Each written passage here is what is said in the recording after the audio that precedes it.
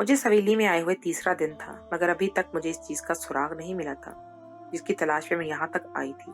और अब मैंने सोच लिया था कि रात को मैं चोरी छुपके सबके कमरे में झांक कर देखूंगी और इस चीज का राज मालूम करने की कोशिश करूंगी। तभी रात को मैं आहिस्तगी से अपने क्वार्टर से बाहर निकली और तभी मेरी नजर इस घर के छोटे चौधरी पर पड़ी, जो रात के इस वक्त अपने कमरे से बाहर था। इस वक्त वो मोहतात नजरों से इधर उधर देखते हुए हवेली से बाहर जा रहा था। उसे यूं देखकर मैं चौंक उठी और मेरे अंदर की जासूस रूह बेदार हो गई थी। मुझे समझ में नहीं आ रहा था कि ये शख्स किसी ऐसी जगह पर जा रहा है जहां पर जाने से इसे इस बात का खतरा है कि कोई उसे देख ना ले। इसका मतलब ये था कि मुझे इस चीज से कोई सुराग मिल सकता था जिसकी मैं तलाश कर रही थी। मैंने सोचा छोटे चौधरी का पीछा करके मुझे कोई ना कोई फायदा हासिल हो सकता है। जब ही मैं भी आहिस्ता कदमों से छुपते छुपाते उसके पीछे चल पड़ी थी। जैसे ही मैं दरवाजे थोड़ा आगे बढ़ी तो तभी मेरे मुंह पर हाथ रखकर मुझे किसी ने पकड़ लिया था।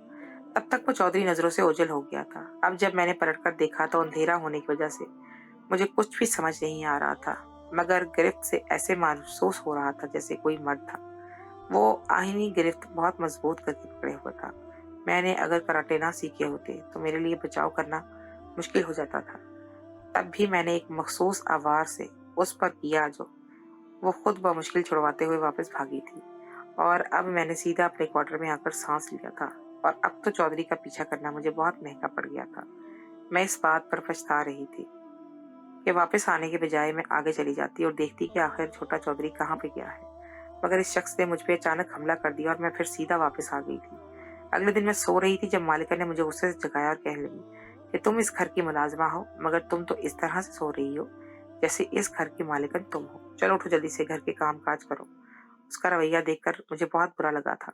यकदम मुझे गुस्सा आ गया तो मैंने उसे कुछ सुनाने लगी। जब मुझे याद आया कि मैं इस हवेली में मुलाजमा की हैसियत से रह रही थी, मेरी असलियत यहाँ पर कोई नहीं जानता था। मुझे हर हाल में अपनी असलियत इन लोगों से छुपानी थी, तभी मैं अपने मकसद में कामयाब हो पाती। जब भी मैं फिर से खामोशी से सर झुकाए बाकी मुलाजमों की तरह चेहरे पर घूंघट निकाले अपने क्वार्टर से बाहर निकल आई थी और फिर मुलाजमों की तरह ही बाकी देखी शाम तमाम कामकाज निपटा रही थी। अब मुझे गर्मी सताने लगी कि मैं एक जगह पर सस्ताने के लिए लेट गई थी। यह हवेली बहुत बड़ी थी और हवेली की पिछली तरफ बहुत ज्यादा बड़े और घने जंगल थे, जिसके घने छांव के नीचे बैठकर गर्मी का एहसास कदरे कम हो जाता था। मैंने आस पास काम करती हुई मुलाजमों पर नजर डाली और सोचने लगी कि इन मेहनत कशों के लिए क्या ये जिंदगी है। सारी जिंदगी मेहनत मजदूरी करती रहती हैं और वो दो वक्त का अच्छा खाना खाने के लिए तरसती हैं, और इनके मेहनत के बलबूते पर ये बड़े लोग ऐश करते हैं। ये सब देखते हुए गर्मी सस्ताने की वजह से मैं एक जगह पर सस्ताने के लिए बैठ गई थी। यह हवेली बहुत बड़ी थी और हवेली के पिछली तरफ बहुत बड़े और घने दरख्त थे, जिनकी घनी छांव के नीचे बैठकर गर्मी का एहसास कदरे कम हो जाता था। मैंने आसपास का काम करती हुई मुलाजमाओं पर नजर डाली और सोचने लगी कैसी जिंदगी है इनकी, कुछ भी नहीं। ये सब सोचते हुए मैं ये बात भूल गई थी कि इस वक्त मेरे चेहरे पर घूंघट नहीं था और मेरा चेहरा अयां हो रहा था। जब भी मुझे अपने चेहरे पर किसी की नजरों की तपिश का एहसास हुआ और यकदम एक मर्दाना आवाज मेरे आसपास आकर गूंजी कि तुम यहाँ पर क्या कर रही हो, तुम्हें कोई काम नहीं है क्या? मैंने आवाज पर पलटकर देखा। वो बड़े चौधरी थे, जो अजीब हवस भरी नजरों से मुझे देख रहे थे। मैंने फौरन चेहरे पर घूंघट नीचे करते हुए गिरा लिया था। मैंने इस शख्स के बारे में सुना था कि वो बहुत दिल फेंक था और कितनी ही लड़कियों की इसने जिंदगी खराब की थी। जिस लड़की पर इसका दिल आ जाता था वो इसे हर कीमत पर हासिल कर लेता था। डर की वजह से मेरी रीढ़ की हड्डी में सनसनाहट दौड़ गई थी। मैं फौरन वहां से रफू चक्कर हो गई थी। दूर तक चौधरी की नजरों ने मेरा ताकुब किया था और जब मैंने पलटकर देखा तो भी मुझे देख ही रहा था। और अब मैं अपने दिल में खौफ जागता हुआ महसूस कर रही थी और सोच रही थी कि मुझे चौधरी के सामने बगैर घूंघट के आने की क्या जरूरत थी। और अब मैं जल्द से जल्द वो राज जानना चाहती थी जिस राज के लिए मैं यहाँ पर आई थी, और फिर इसके बाद मैं वापस अपनी दुनिया में अपनी जिंदगी में लौट जाती। मगर मैंने सोच लिया था कि इन लोगों के लिए मैं जरूर कुछ करूंगी ताकि इनकी जिंदगी में कुछ आसानियां लेके आ सकूं। फिर मैंने सोचा कि क्यों ना घर की मुलाजमाओं से बात करूं, हो सकता है कि वो मुझे इस बारे में कुछ बता दे। और फिर जब मैंने एक मुलाजमा से ये पूछा कि मैंने सुना है कि यहाँ पर मर्द 4-4 शादियां करते हैं, आखिर मर्द की इतनी ताकत का राज क्या है, ये सुनकर वो शर्मा गई। उसने अपने दांतों में दुपट्टा दबा लिया और कहने लगी कि मेरे शौहर ने भी 3 शादियां की हैं, हम तीनों बीवियां ही इससे बहुत खुश हैं, हमें इससे किसी किस्म का कोई शिकवा नहीं है। उसकी बात सुनकर मैं हैरान रह गई। यही राज तो मैंने यहाँ पर जानने के लिए आना था और आई थी। کہ آخر یہاں کے مرد ایسا کیا استعمال کرتے ہیں، اور 2-3 ملازموں سے بات کرنے کے بعد مجھے اندازہ ہوا تھا کہ وہ اس بارے میں کچھ بھی نہیں جانتی، کیونکہ یہ راز ایسا تھا جو شاید صرف یہاں کے مردوں کو ہی پتا تھا۔ عورتوں کو اس راز کے بارے میں کچھ نہیں بتایا جاتا تھا، اور اب میں ششومن پن سے اس کا پتہ لگانے کی کوشش میں مصروف تھی۔ تبھی ایک دن مجھے بڑی چودرانی نے کہا کہ میرے کمرے کی صفائی کر دو۔ یہ بات سن کر مجھے غصہ تو بہت آیا تھا، مگر پھر چونکہ یہاں پر ملازمہ کی حیثیت سے رہ رہی تھی اور میرا کام بھی سب کی خدمت کرنا تھا، صفائی ستھرائی کرنا تھا، اس لیے میں بنا چون چرا کیے سب کی بات مان رہی تھی۔ ورنہ دوسری طرف نہ یہ لوگ مجھے نوکری سے نکال دیتے تو پھر میں اس گھر سے بے دخل ہو جاتی، اور جو راز جاننے کے لیے میں اس حویلی میں آئی تھی، میں وہ راز کبھی بھی جان نہیں سکتی تھی۔ یہی راز میری زندگی کا سب سے بڑا عذاب بنا ہوا تھا، جس کی وجہ سے میں نے ایک ملازمہ کا روپ لے رکھا تھا۔ اس حویلی کے علاوہ پورے گاؤں میں مجھے کہیں اور رہائش نہیں مل سکتی تھی۔ یہ گاؤں، اس کا رواج تھا کہ یہاں کے لوگ کسی اجنبی کو گھر میں ٹھہرا نہیں سکتے تھے۔ اگر میں راز جاننے میں ناکام ہو جاتی تو پھر میری ترقی کے چانسز بھی نہ ہونے کے برابر رہ جاتے، اور جو شرط میں نے اپنے دوستوں سے لگائی تھی میں اس میں بھی ہار جاتی۔ یہی سوچ کر میں جھاڑو اٹھا کر چودرانی کے کمرے کی ڈسٹنگ کر رہی تھی جب چودرانی صاحبہ کمرے میں داخل ہوئی تو ان کے ساتھ ایک اجنبی عورت بھی تھی۔ باتوں سے اندازہ ہو گیا تھا کہ وہ ان کی دوست تھی، اور میرے لیے حیرانگی کی بات یہ تھی کہ چودرانی صاحبہ نے اس کے آگے اپنا دل کھول کے رکھ دیا تھا۔ انہیں چودھری صاحب کی بے وفائی کا دکھ تھا۔ وہ یہ بات کہتے ہوئے رو رہی تھی کہ چودھری صاحب نے اب چوتھی شادی کرنی ہے، اور میری محبت بھی انہیں روک نہیں پائی۔ ان کی دوست نے تسلی دیتے ہوئے کہا کہ ایسا کچھ نہیں ہوگا، یہ محض افواہ ہے۔ اب چودھری صاحب کی عمر بہت زیادہ ہو گئی ہے، اور ان سے تو تم 3 بیویاں سنبھالنا مشکل ہو رہا ہوگا، تم چوتھی بیوی کی بات کر رہی ہو۔ میں نہیں مانتی، تمہیں غلط فہمی ہوئی ہے۔ تبھی چودرانی صاحبہ روتے ہوئے کہنے لگی، کیسی غلط فہمی؟ جانتی ہو اس حویلی کے مردوں کو شادی کرنے سے کوئی روک نہیں سکتا۔ تم جانتی بھی ہو کہ وہ گھوڑے کے دودھ کی وہ خاص دوا بناتے ہیں جس سے مرد ہمیشہ کے لیے جوان رہتا ہے۔ ان کی بات سن کر میرا منہ کھلے کا کھلا رہ گیا تھا۔ بالآخر وہ راز مجھ پر کھلنے والا تھا، جس کی وجہ سے میں یہاں پر ٹکی ہوئی تھی اور یہ سب کچھ برداشت کرنے پر بھی مجبور تھی۔ اس سے پہلے کہ چودرانی صاحبہ پورا راز بتاتی، تبھی ان کی نظر مجھ پر پڑی اور مجھے غصے سے ڈانٹتے ہوئے بولی کہ تم کیا ہماری باتیں سن رہی ہو؟ جلدی سے ہاتھ چلاؤ، اور میں کافی سارے کام ہیں کرنے والے۔ اور ان کی بات سن کر میں شرمندہ ہو گئی۔ اب وہ بہت آہستہ آواز میں بات کرنے لگی تھی۔ کوشش کرنے کے باوجود بھی ان کی آواز مجھے سمجھ میں نہیں آ رہی تھی، اور پھر وہ مجھے کہنے لگی کہ بس بہت ہوگی صفائی، اب تم جاؤ۔ میں منہ بسوڑتے ہوئے کمرے سے باہر نکل آئی تھی، اور اب میں سوچ رہی تھی کہ میں کیسے اس راز تک پہنچوں۔ چودرانی صاحبہ کے منہ سے سنتے سنتے بھی یہ راز میرے ہاتھ سے نکل گیا تھا۔ جیسے ہی میں چودرانی کے کمرے سے باہر نکلی، میں وہاں سے گزر کر کچن میں جا رہی تھی جب ایک کمرے کا دروازہ کھلا۔ کسی نے مجھے کھینچ کر کمرے کے اندر کر لیا، اور جب میں نے پلٹ کر شکل دیکھی تو میرے منہ سے چیخ نکل گئی، کیونکہ میں اپنے ماں باپ کی اکلوتی اولاد تھی۔ ماں باپ نے میرا نام مسکان رکھا تھا، اور میں اپنے نام کی طرح ہی ہر وقت مسکراتی رہتی تھی۔ میرے چہرے پر کبھی کسی نے تیوری کے پل بھی نہیں دیکھے تھے، اور نہ ہی کبھی مجھے کسی سے لڑائی کرتے ہوئے دیکھا تھا۔ میں ہر کسی سے ہنس کر خوشی سے بات کرتی تھی۔ پڑھائی میں بھی بہت اچھی تھی۔ مجھے پڑھنے لکھنے سے زیادہ دوسری سرگرمیوں میں دلچسپی تھی۔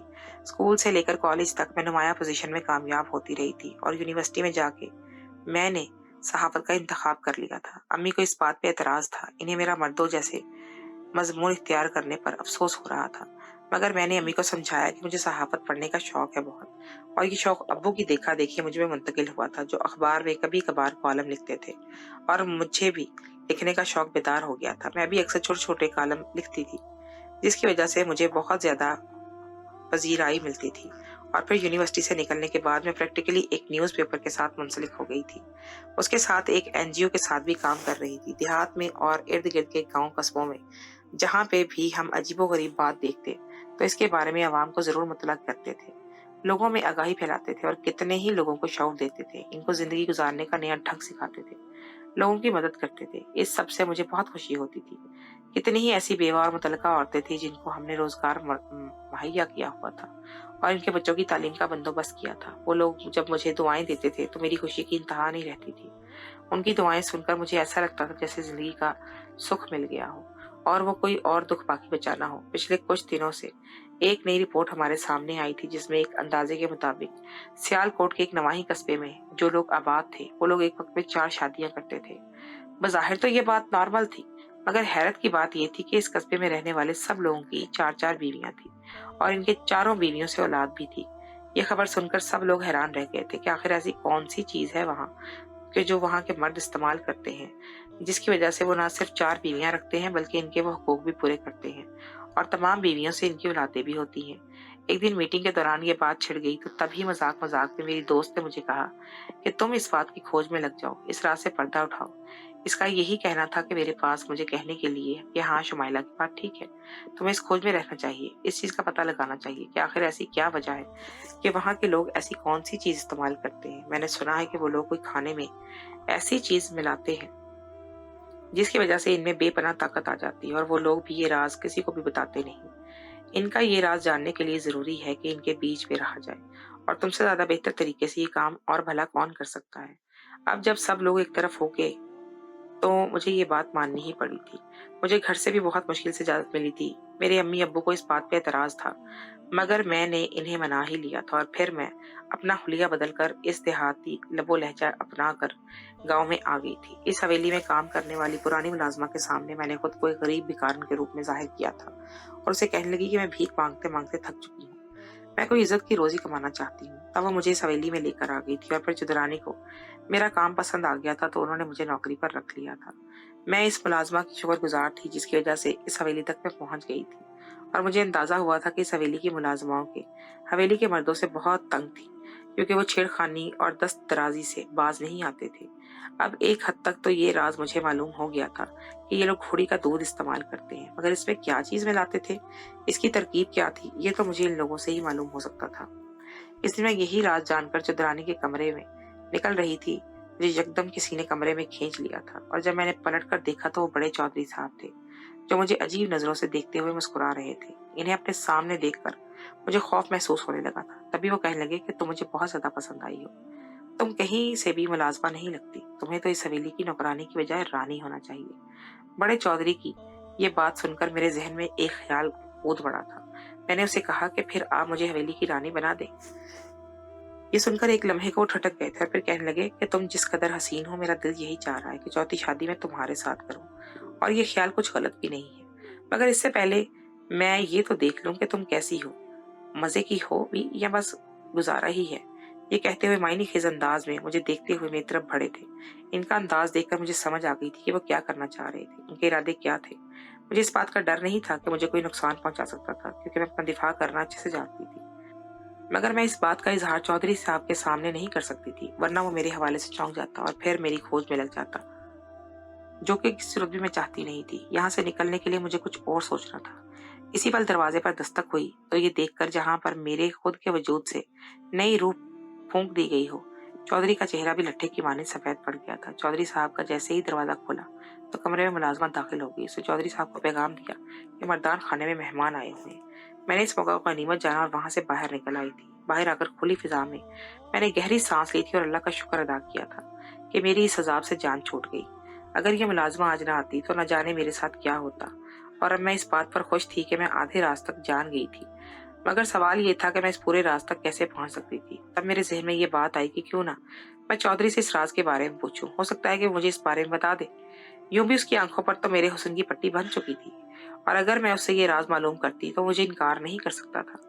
इसी तरह से दिन गुजरते जा रहे थे और अब मैंने छुपकर इसे अपने बॉस और दोस्तों को कॉल भी की थी और इन्हें तसल्ली दी थी कि मैं मंजिल के बहुत करीब ही हूँ, जल्द ही ये राज जानकर वापस आऊंगी। तब इन सब लोगों ने मुझे कहा कि अपना ख्याल रखना, ऐसा ना हो कि राज जानने के चक्कर में तुम खुद को किसी मुसीबत में डाल लो। अगर ऐसा हुआ तो हम खुद को कभी माफ नहीं कर पाएंगे। मैंने हंसकर इनकी बात को टाल दिया और कहने लगी कि तुम सब लोग जानते हो कि मैं अपना दिफा अच्छे से कर सकती हूँ। मुझे किसी से कोई खतरा नहीं है, बल्कि जो मुझे नुकसान पहुंचाने की कोशिश करता है उसे खुद जान के लाले पड़ जाते हैं। अक्सर आते जाते चौधरी की नजर मुझ पर पड़ती थी और उसकी आंखों में रंग उतर आते थे और मैं सोच रही थी कि चौधरी से ये बात कैसे उगलवाऊं। और फिर एक दिन मुझे मौका मिल ही गया। शाम का वक्त था, मैं अपने क्वार्टर में जा रही थी कि लॉन के इसी तरफ बड़ा चौधरी मुझे टहलता हुआ नजर आया और फिर मैं वहां पर आ गई। उसे जाकर सलाम किया तो मुझे देखकर उसके चेहरे पर खुशगवारी छा गई थी और वो कहने लगा कि इस दिन बहुत बदमजा हुआ था जब वो मुलाजमा हमारे दरमियान आ गई थी। चौधरी की बात सुनकर मुझे बहुत गुस्सा आया, मगर मैंने चेहरे पर मसनूई अफसरदगी तारी करते हुए कहा कि आपकी बात ठीक है, मुझे भी बहुत बुरा महसूस हुआ था। मेरी बात सुनकर उसकी आंखों में फटी की फटी रह गई। तब मैंने शर्माते हुए कहा कि आप मुझे पसंद हैं, मगर मुझ में और आप में बहुत फर्क है। मैं ये बात आपसे नहीं कह सकती क्योंकि मुझे ये बात कहते हुए शर्म महसूस होती है। चौधरी साहब को तो जैसे गश आने लगे थे। उन्हें अपने कानों पर यकीन ही नहीं आ रहा था। मगर अब मैं यहाँ से ये राज पूछकर जाना चाहती थी, चाहे इसके लिए मुझे चौधरी के कितने ही मक्खन क्यों ना लगाने पड़ते। तभी मैंने उसे मक्खन लगाते हुए कहा कि हाँ तो क्या आप हमेशा के लिए मुझे अपना लेंगे? ये सुनकर वो बेसाख्ता खुश हो गया और मुझे कहने लगा कि क्यों नहीं, मेरे लिए कुछ भी नामुमकिन नहीं है। मैं इस गाँव का बड़ा हूँ, मेरे हुक्म को कौन टाल सकता है? तब मैंने झिझकते हुए कहा कि आपकी उम्र थोड़ी ज्यादा है और आपके पहले से 3 बीवियां हैं, तो क्या आप मेरे लिए वक्त निकालेंगे? कहने मेरे हकूक को कोताही तो नहीं हो जाएगी? वो जोरदार कहका लगाते हुए बोला कि ऐसा कभी भी नहीं हो सकता। मेरे पास एक ऐसा राज है जिसको इस्तेमाल करने से इंसान में बेपनाह ताकत आ जाती है और वो 4 बीवियों को बआसानी रख सकता है एक साथ। इसकी बात सुनकर मैं हैरान होने का एक्टिंग करने लगी और कहा कि क्या, कैसा राज? तब वो कहने लगा कि मैं इस मकसद के लिए घोड़ी का दूध इस्तेमाल करता हूँ। इसमें देसी घी और कलौंजी डालकर 1 घंटा तक चूल्हे पर पकाया जाता है तो वो गहरा महलूल सा बन जाता है और फिर इसको दूध के साथ इस्तेमाल किया जाता है। इसके साथ में बेपनाह ताकत आ जाती है और मैं वही दवा इस्तेमाल करता हूँ, इसलिए तो मेरी सारी बीवियां मुझसे खुश है। ये राज तो हवेली के और कस्बे के तकरीबन तमाम मर्द इस्तेमाल करते हैं और सबकी 3-3 4-4 बीवियां हैं। तो ये बात भी बहुत अच्छे से जानती थी मैं। अगर किसी मर्द के घर में खाने को कुछ था भी नहीं, मगर बच्चों की फौज और 3-3 बीवियां लाजमी थी। और अब चूंकि मेरा काम मुकम्मल हो गया तो इससे अगले ही दिन मैंने यहाँ से निकलना था। और फिर जब मैं अपने ऑफिस में पहुंची तो अपना हुलिया बदला, तो तब मैंने सुख का सांस लिया और मुझे जिंदा सलामत देखकर मेरे दोस्तों को बहुत ज्यादा खुशी हुई थी। वो कहने लगी, तुम नहीं जानती कि वो लोग खतरनाक हैं बहुत, और उनकी हवेली तो बहुत से वाकयात से भरी पड़ी है। तुम्हारी किस्मत अच्छी है कि तुम वहां से बचकर निकली हो। बात उनकी भी सही थी, मगर मुझे मौके पर अपने दिमाग का इस्तेमाल करना आता था, इसलिए तो मैं वहां से ये राज जानकर निकल आई थी। तब मैंने फिर इन्हें ये राज बताया कि वो सब लोग ये टोटका इस्तेमाल करते हैं। अब वो राज राज नहीं रहा था, बल्कि वो राज अखबार की जीनत बन गया था और वो टोटका फिर न्यूज चैनल पर भी दिखाया जाएगा। ये देखकर उस कस्बे में ये बात आग की तरह फैल गई थी कि इनका ये राज भला कैसे बाहर निकल सकता है। चौधरी को बहुत गुस्सा था और जो नौजवान शहर में काम करते थे, उसने उन सबसे बाज़-पोस की थी, मगर कोई भी इस बात में मुलव्वस नहीं था। सबने ही लाइल्मी का इजहार किया था। तभी चौधरी का शक मुझ पर गया, मगर वो मुझे कभी पहचान नहीं सकता था। मैं अपना नाम शनाख्त बदल कर वहां पर गई थी और मैं जिस हुलिये में वहां पर थी, उसके बाद अगर चौधरी मुझे अब देखता तो वो कभी भी मुझे पहचान नहीं सकता था।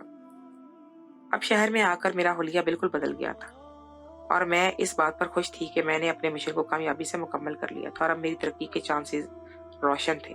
अब जब मैं घर आई तो अम्मा अब्बा मुझे देखकर बहुत खुश हुए थे। अम्मा मेरे कान खींचते हुए कहने लगी कि तुमने बहुत से खतरनाक काम कर लिए हैं। अब मैं तुम्हें ऐसे किसी काम की इजाजत नहीं दे सकती। बस तुम ये नौकरी छोड़ दोगी। मैंने अम्मा की बात पर एहतजाज करने की कोशिश की और जब अब्बू की तरफ इल्तिजाइया नजरों से देखा तो वो माँ को कहने लगे कि इसका शौक है, इसे अपना शौक पूरा करने दो। क्यों तुम इसके शौक पे रुकावट डाल रही हो? और फिर अम्मा कहने लगी कि मैं अब इसे अपने घर का कर देना चाहती हूँ। इसकी उम्र की तमाम लड़कियां, इनकी शादी हो चुकी है। मैंने इस बात पर एहतजाज किया था, मगर कुछ दिन के बाद मेरे बॉस का जब मेरे लिए रिश्ता आ गया तो मेरे पास इनकार की कोई वजह नहीं थी, क्योंकि वो बहुत अच्छे इंसान थे और दूसरों ने उन्हें कभी भी मुझे जॉब करने से मना नहीं करना था। तभी मैंने उनके रिश्ते के लिए हाँ कर दी थी।